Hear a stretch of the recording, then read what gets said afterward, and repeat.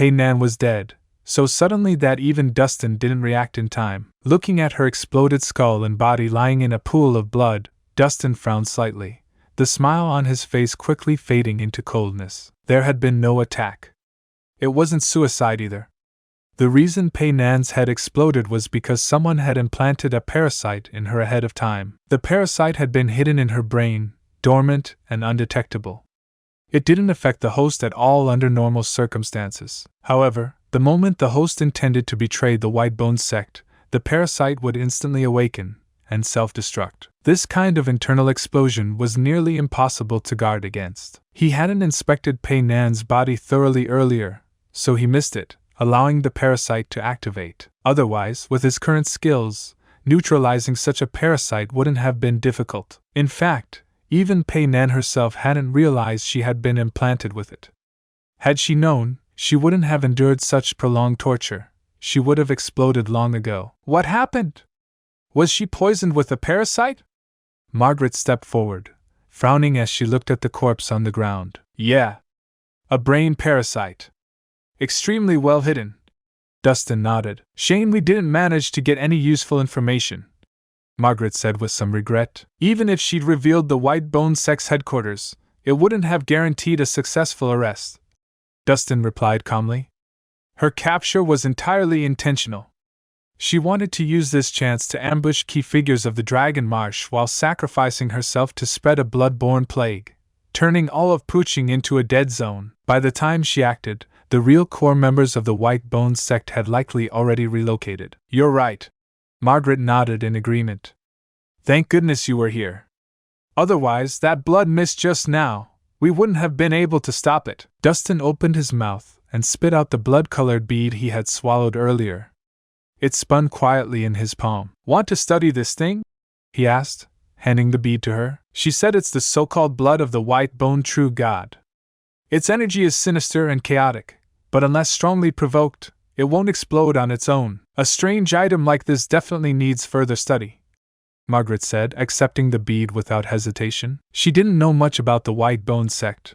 Most of her information came from old records. Only after facing them personally did she realize how much more dangerous they truly were. The sect worshipped something they called the Whitebone True God. What that actually was, she still didn't know. But now, with this so-called god's blood in hand, she might be able to uncover some leads. Meanwhile, in Wugang City, City Lord's mansion, after listening to his subordinate's report, Li Wenxing finally relaxed his tense nerves. He had barely slept over the past few days, consumed by efforts to control the plague. It wasn't until yesterday, when Margaret's people delivered the prescription, that the escalating plague finally began to subside. The number of infected dropped significantly, and even those already ill began showing signs of relief. Though they couldn't be fully cured, at least they were granted more time. Right now, time was what he needed most.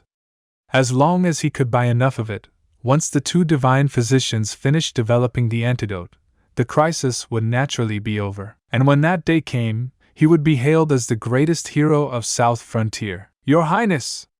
Bad news! A voice suddenly cried out. Just as Li Wenxing was fantasizing about his future glory, Qianjin burst in with a face full of panic, even a hint of terror. What happened? Why the panic? Li Wenxing frowned, feeling a sudden wave of unease. Your Highness! We just received word that the hospital where plague patients were being housed suddenly erupted with a massive wave of red poisonous mist. Qianjin reported, voice shaking. This mist is highly corrosive. Anyone it touches is instantly dissolved into blood. Everyone inside the hospital is already dead. What? All dead? Li Wenxing jumped from his seat, utterly shocked. That's impossible. How could that happen so suddenly? It happened too fast.